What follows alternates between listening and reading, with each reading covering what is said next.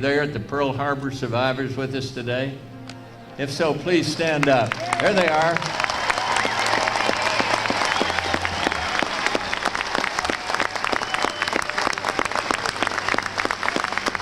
You get to be my age and maybe theirs. Your memory isn't what it used to be. I couldn't tell you what I had for lunch yesterday, but I'm certain that my squadron, VT-51, single-handedly won the war in the Pacific. I know that. But if I were to make such an outlandish claim, you'd waltz inside of this wonderful museum and quickly learn the facts, the true story, the living history of what happened during that memorable time so many years ago. Near the tomb of the unknown soldier in Arlington, the National Cemetery, there sits a bench with an inscription that reads, "The beginning of the end of war lies in remembrance." And that's what makes days like today and places like this Nimitz Museum so vitally important. It is right and it is important that we honor the genuine valor of the men and women who throughout our history have made the ultimate sacrifice for their country, for the cause of freedom, and perhaps most of all for each other. Those who survived the war are always haunted by the memory of those they lost, the friends who never came home.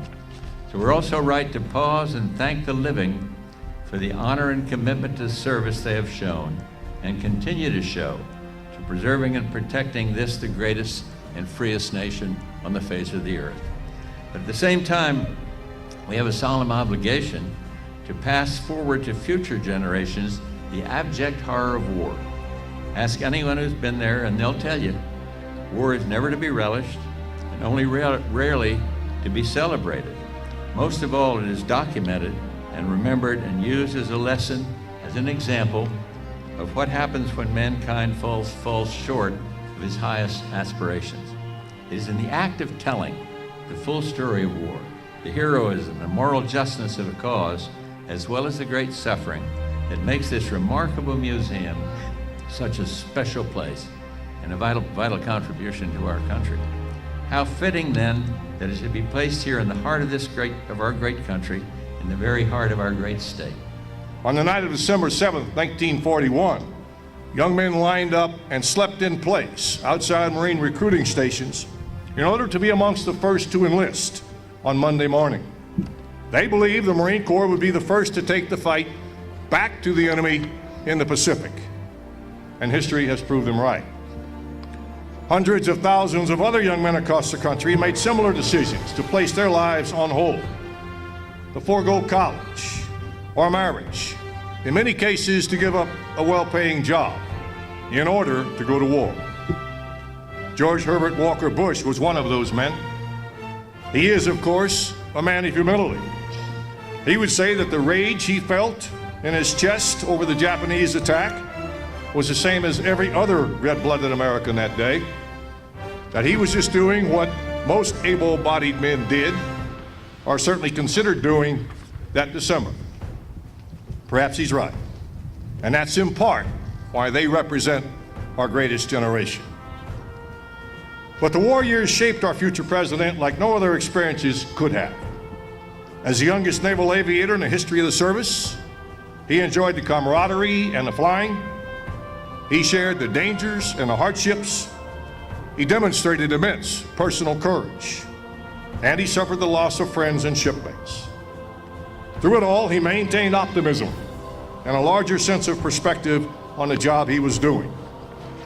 President Bush would, I think, be delighted to hear that today's naval aviators are still some of the cockiest people that ever wore a white silk scarf.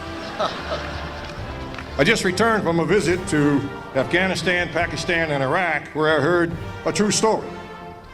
The commercial guard frequency for the Persian Gulf is monitored in Dubai, UAE, and they recently recorded this conversation. Iranian Air Defense. Unknown aircraft, you are operating in Iranian airspace. Identify yourself immediately. Aircraft. That's a negative. I'm an American aircraft and I'm operating in Iraqi airspace. Iranian Air Defense. You are operating in Iranian airspace, and if you do not depart immediately, we will send up interceptors and shoot you down. Aircraft. This is a United States Marine Corps F-18 fighter. Send them up. I'll wait.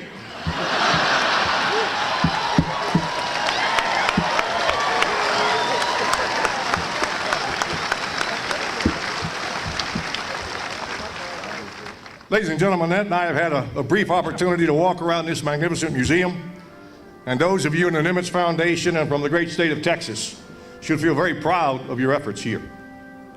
The Stonemasons Guild of Brussels in the 18th century petitioned their king, who was about to commission a new structure. They wrote, "If you build it of wood, it will be light and airy. If you build it of brick, it will be large and stately. But if you build it of stone, it will last through the ages." Folks, you have built a museum that will last through the ages. It honors our World War II heroes, but will also inform, inspire, and educate generation after generation of young Americans, most of them not yet born. You have built a museum of stone. We, you and I, must bring our children and grandchildren here so that they can grow to appreciate the gifts of freedom that the greatest generation bestowed on us all so many years ago.